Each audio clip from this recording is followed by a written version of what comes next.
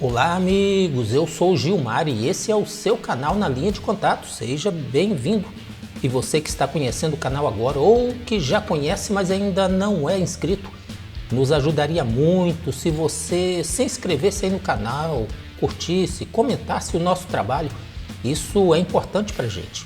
E o amigo que puder e quiser ajudar a manter o canal, pode fazer a sua contribuição pelo Valeu ou pelo Pix, cuja chave a gente deixa na descrição deste vídeo.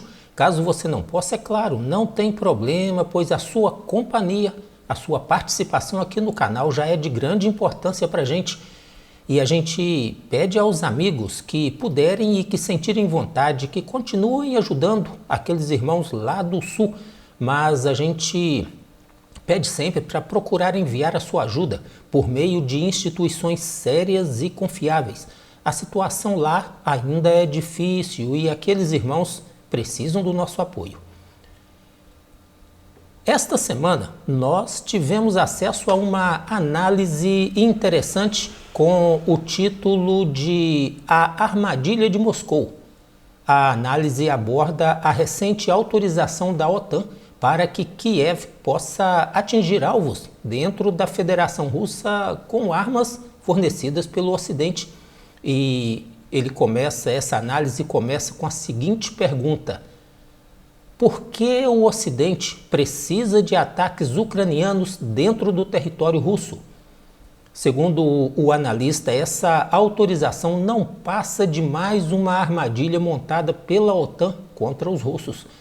O responsável pela análise é de opinião de que, às vésperas da reunião de cúpula, que será realizada lá na Suíça, entre os dias 15 e 16 de junho de 2024, os líderes da OTAN estão se empenhando em criar provocações e situações contra o governo russo, na esperança de que este governo não resista, não contenha suas emoções e reaja de maneira mais dura e talvez desproporcional a estas provocações e aos ataques que se espera serão realizados contra seu território.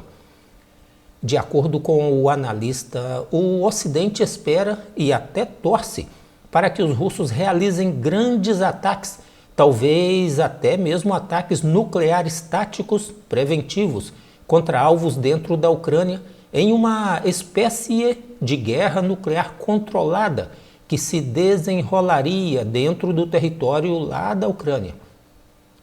A análise diz que foi com esse propósito que o Ocidente permitiu que os ucranianos realizassem ataques esses sem precedentes na história, contra duas estações de radar que compõem o Sistema de Alerta Precoce Russo. Sistema esse importantíssimo para a doutrina de dissuasão nuclear dos russos. O nível das provocações chegou a tal ponto que a análise nos mostra um cenário que para alguns pode até parecer meio fantasioso, mas não se enganem, esse cenário é perfeitamente possível. Em um vídeo nosso anterior, explicamos que, segundo a doutrina russa, que é de conhecimento de todos os países amigos ou inimigos dos russos, um ataque contra qualquer componente de seu sistema de dissuasão nuclear deve ser respondido com o emprego de armas nucleares. Parece absurdo, mas a impressão que temos é que os ucranianos estão desesperados, pois já perceberam a derrota. E os dois ataques realizados contra aquelas estações de radares foram uma tentativa de estimular uma resposta nuclear russa. É essa a impressão que passa.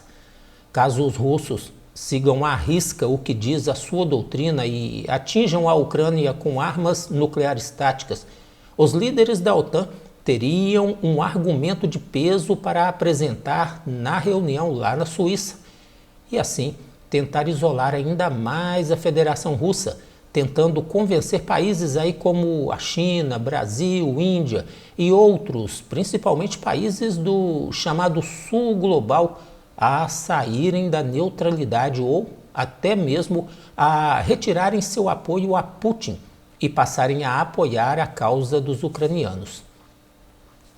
Portanto, de acordo com essa análise, os últimos acontecimentos seguem um roteiro de provocações e de ataques aparentemente sem sentido, mas que visam forçar os russos a responderem empregando, digamos, força excessiva, talvez até mesmo empregando armas nucleares.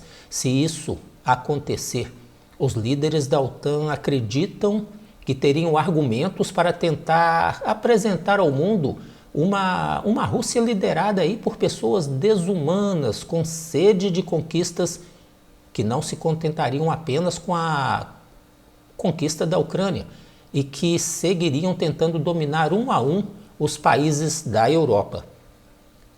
Mas o autor da análise acredita que Putin entende perfeitamente a armadilha que estão preparando para ele e por isso vem agindo com extrema cautela. É importante a gente observar que se o autor desta análise estiver certo, os Estados Unidos, o único país no mundo que já atacou e aniquilou milhares de civis com artefatos nucleares, se acha no direito de ajudar a articular essa trama. Outro detalhe importante é que os membros da OTAN parecem não compreender que o conceito aí de confronto nuclear limitado é extremamente perigoso, pois certamente evoluiria para uma guerra total. Nesse caso, alguns sites do Telegram fizeram recentemente um cálculo onde descobriram que um míssil balístico intercontinental Sarmat levaria apenas 995 segundos para atingir a capital dos Estados Unidos, Washington, 200 segundos para atingir Paris, 202 segundos para chegar até Londres, 850 segundos para atingir Ottawa, no Canadá, e 106 segundos para chegar a Berlim, na Alemanha. Confesso que me surpreendi com esses cálculos. Me parece um tempo muito curto, mas é o que estão dizendo. Pessoal, a gente tem que torcer para que esses líderes irresponsáveis que estão se esforçando para escalar o conflito tomem aí uma boa dose de juízo. Quanto a uma dura resposta aos ucranianos, acredito que será preciso esperar mais um pouco. Provavelmente Putin não fará nada mais impactante antes da realização da reunião de cúpula na Suíça, que estão chamando aí de Cimeira da Paz, mas que não conta com a participação de um dos lados do conflito. Outro evento importante que os russos estão aguardando é a eleição presidencial lá nos Estados Unidos, que será realizada em 5 de novembro de 2024. Acredito que Putin seguirá aí cozinhando o galo em fogo bem lento até passar estas eleições, pois para ele a vitória de Trump é vista com bons olhos, pois Trump já se posicionou contra a guerra e contra o grande volume de ajuda que vem sendo enviado aos ucranianos. E é isso aí, amigos, nós vamos parando por aqui. Obrigado pela sua paciência, obrigado pela sua excelente companhia e até o nosso próximo vídeo.